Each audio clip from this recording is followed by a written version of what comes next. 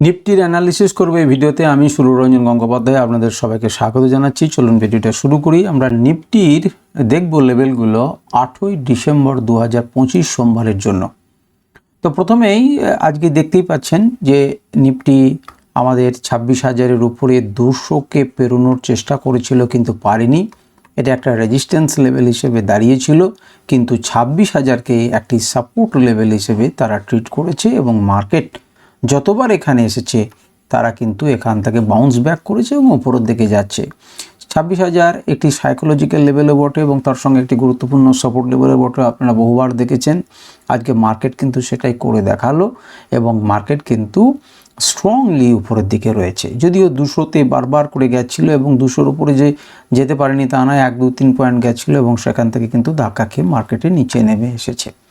তো আমরা নিফটির প্রত্যেকটা বিষয়কে নিয়ে আলোচনা করব এবং বিভিন্ন রকম জিনিসকে দেখব, কিন্তু সেটা দেখার আগে আরও একটা গুরুত্বপূর্ণ জিনিস আপনাদেরকে বলতেই হবে এবং আপনারা যারা এই পর্যন্ত এসে শুনেছেন তারা দয়া করে এই অংশটুকুকে ফেলে যাবেন না। অত্যন্ত গুরুত্বপূর্ণ, যতটা না আমার জন্য তার থেকে আপনাদের জন্য আমার একটি বলে রাখা প্রয়োজন। সেটাই দেখুন, স্ক্রিনে একটি জিনিস আপনারা দেখতে পাচ্ছেন, একটি ফেসবুক অ্যাকাউন্ট দেখতে পাচ্ছেন ট্রেডার সুরঞ্জন নামে।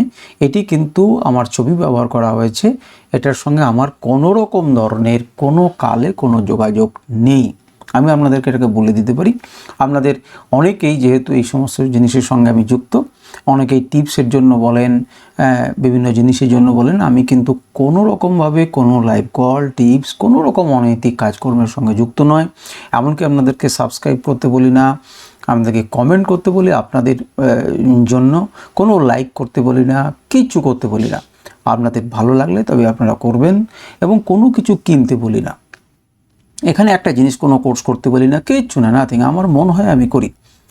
এরা কয়েকজন আমাকে অভিযোগ জানিয়েছেন বলেই আমি জানতে পেরেছি, যারা আমার সঙ্গে পরিচিত তারা আমাকে জানিয়েছেন যে এটি এরা বিভিন্ন রকম ধরনের কাজকর্ম করছেন বা করার চেষ্টা করছেন। আপনারা এই প্রলোভনে পা দেবেন না, এর সঙ্গে কোনো রকম যোগাযোগ নেই। আমি চেষ্টা করব যে নিয়ম নীতি যদি কিছু থাকে তাহলে এদের সঙ্গে করার। এর আগেও অনেক লোকে করেছে, এরাও একটা চেষ্টা করছে। আপনারা দয়া করে এর ফাঁদে পা দেবেন না এবং আমি চেষ্টা বলবো যে আপনারা আপনাদের পরিচিত লেভেলে যদি কেউ শুনে থাকে, বন্ধুবান্ধব, আপনি হয়তো দেখছেন, আরও কেউ বন্ধুবান্ধব দেখছেন, তাহলে পরে এটিকে আপনারা একটুখানি শেয়ার করার চেষ্টা করবেন তাদের সঙ্গে।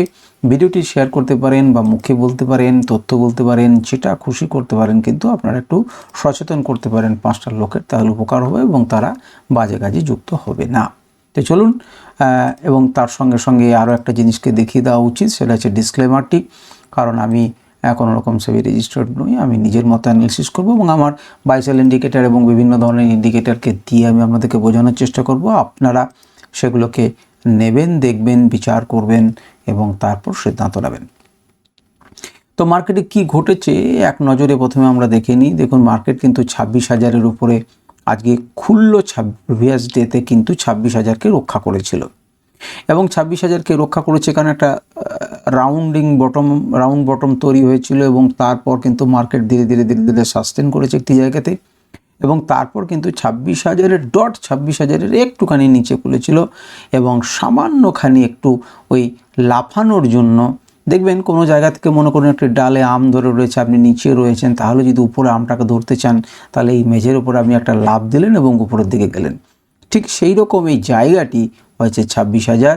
সেই 26,000 একটি পা দিল ছোট্ট করে 15 পয়েন্ট নিচে এবং তারপর দুম করে একদম 200 পয়েন্ট উপরে কিন্তু উঠে গেছিল। দেখুন, সাস্টেন করতে পারেনি এবং একবার নয়, দুবার তিনবার চেষ্টা করেছি এবং সেখান থেকে কিন্তু সে নেমে এসেছে 15-16 পয়েন্টের মতো। এমন নয় এখন এই অবস্থায় নিফটি কোন জায়গাতে দাঁড়িয়ে রয়েছে, ধীরে ধীরে আমরা বোঝার চেষ্টা করব। মান্থলি ক্যান্ডেল দেখতে অসম্ভব ভালো লাগছে, আপনারা দেখতে পাচ্ছেন নিচে থেকে একটি হিউজ বাইং আসছে, দেখে খুবই ভালো লাগছে। আমাদের মান্থলি ক্যান্ডেলে এত চিন্তাভাবনা করার প্রয়োজন নেই। আমাদের উইকলি ক্যান্ডেলে আমরা দেখি, উইকলি ক্যান্ডেলে কি হলে ভালো হতো আর এটি খারাপ লাগছে কি, এই দুটি প্রশ্নকে নিয়ে আমরা চিন্তা করব। যেটি প্রথমে, দ্বিতীয়টির উত্তর হচ্ছে যে এটি কিন্তু দেখতে খারাপ লাগছে না, বেশ ভালোই লাগছে। এবং প্রথম প্রশ্নের উত্তর কি হলে ভালো হতো? হলে ভালো হতো এই যে হাইটা ছিল, যে পর্যন্ত সেলাররা মার্কেটকে নিচে নামিয়েছিলেন, সেটাকে যদি জয় করে তার উপরে ক্লোজিং করতে পারতাম তাহলে আমরা খুশি হতাম এবং হলে আরও ভালো হতো। দেখুন, এই অঞ্চলেরা কারা? এরা মার্কেটকে নিচে নামিয়েছে। এনারাই কিন্তু মার্কেটকে এই পর্যন্ত নিয়ে এসেছে। বায়ার্সরা এখান থেকে মার্কেটকে এই পর্যন্ত তুলেছিল, এখন বায়ার্সরা আবার মার্কেটকে তুলে নিয়ে গেলেন এই পর্যন্ত। তাহলে এই পর্যন্ত যে তুলে নিয়ে গেলেন, এখন এই বায়ার্সের ক্ষমতা হয়েছিল এত দূর তুলে নিয়ে যাবার, এই বায়ার্সের ক্ষমতা হলো এই পর্যন্ত। তাহলে কিছুটা হলে পরে সে দুর্বল, যদি এটাকে জিতে যে ওপর উঠে যেত তাহলে পরে আমরা সফলতার জিনিস পেতাম। কিন্তু উল্টো দিক থেকে এই সেলাররাও কিন্তু দুর্বল, কারণ তারা এত দূর পর্যন্ত নিচে নামাতে পারেননি। তারা কিন্তু তার আগে থেকেই কিন্তু বায়ার্সরা কাজ করেছে, কারণ লোগুলো কিন্তু হায়ার হচ্ছে, অর্থাৎ হায়ার লো প্যাটার্ন তৈরি হচ্ছে। মোদ্দা কথা হচ্ছে উইকলি ক্যান্ডেলে নিফটি থেকে কিন্তু ভালোই লাগছে, খারাপ কিছু লাগছে না। রেজিস্ট্যান্স পাচ্ছে ঠিকই, কিন্তু খারাপ লাগছে না।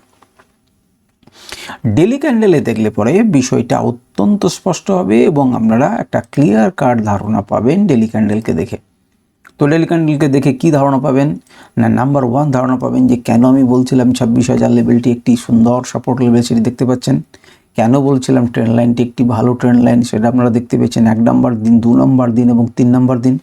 3 নম্বর দিনে যদি আপনারা দেখেন তাহলে দেখবেন একদম ডট টু ডট এই ট্রেন্ড লাইনের নিচের পোর্শন থেকে সে ধাক্কা খেয়ে টানা উপরে উঠে গেছে। অর্থাৎ এখানে দুদিন একটা বেস তৈরি করলো। প্রথম দিনে সিদ্ধান্ত নিতে পারেনি যে মার্কেট ঝরঝর করে যেটি পড়ছিল, সে ঝরঝর করে পড়ার ব্যাপারটাতে এখানে এসে তারা থমকে গেছিল, না নিচে নামতে দিচ্ছিল না উপরে দিচ্ছিল, লড়াইটা ভালোই চলছিল।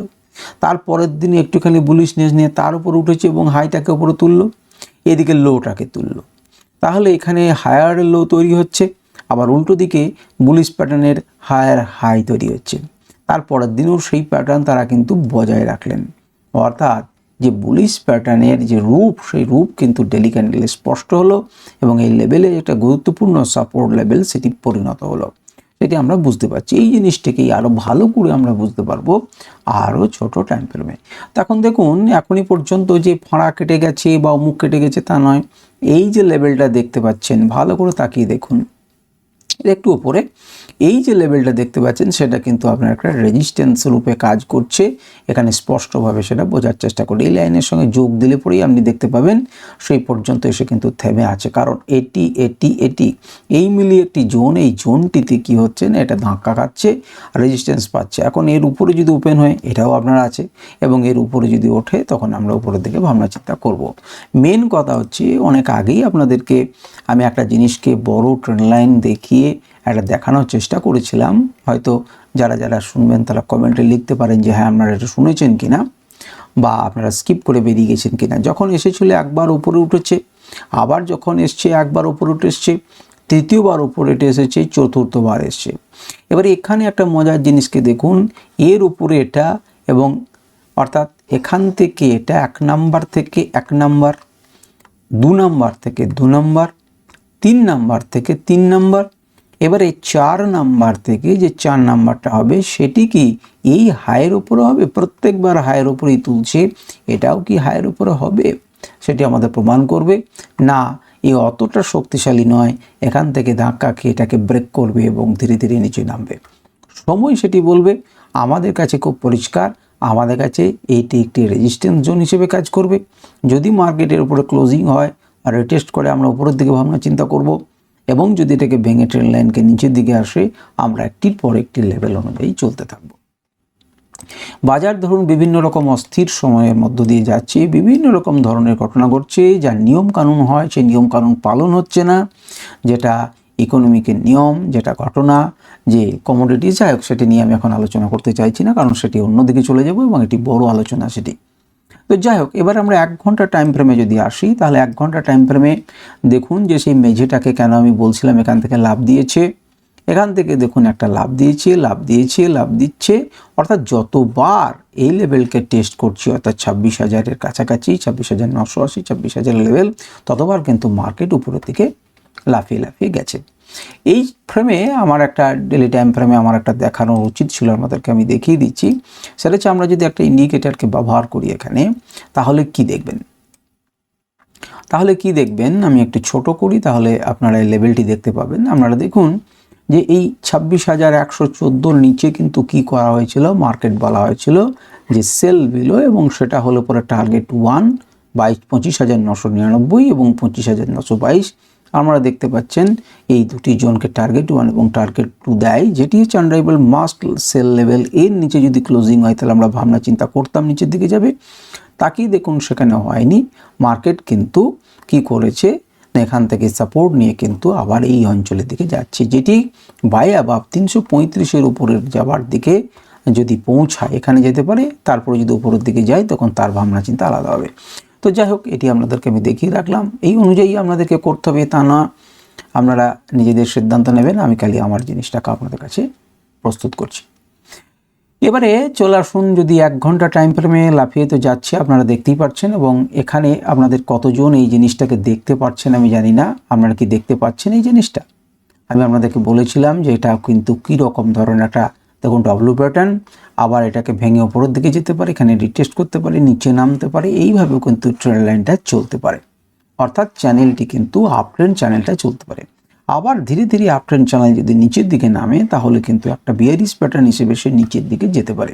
তো আপনি লেভেল টেনে রাখবেন এবং সেই মতো সিদ্ধান্ত নেবেন যে কি করব কি করব না। আমরা যদি সিগন্যাল ইন্ডিকেটর লাগাই তাহলে দেখতে পাবো যে 4 তারিখের মাঝের ক্যান্ডেলে 10টা 15 সময় কিন্তু এটি বাই দিয়েছিল, এবং বাই দেওয়ার পর সে কিন্তু আবার নিচের দিকে আসে। যাই হোক, এইখানে আমাদের যে লেভেল সেখান থেকে সাপোর্ট নিয়ে সে যখন আবার ভবিষ্যতে এখান থেকে পেরোয় তখন কিন্তু দেখুন সে টার্গেট দিয়েছে, এখন নেক্সট টার্গেটের দিকে সে কিন্তু যেতে পারে। এবং প্রত্যেকটা টাইম ফ্রেমে এই নিফটি কিন্তু আপাততভাবে বুলিশ রান দেখাচ্ছে অ্যাকর্ডিং টু ইন্ডিকেটর।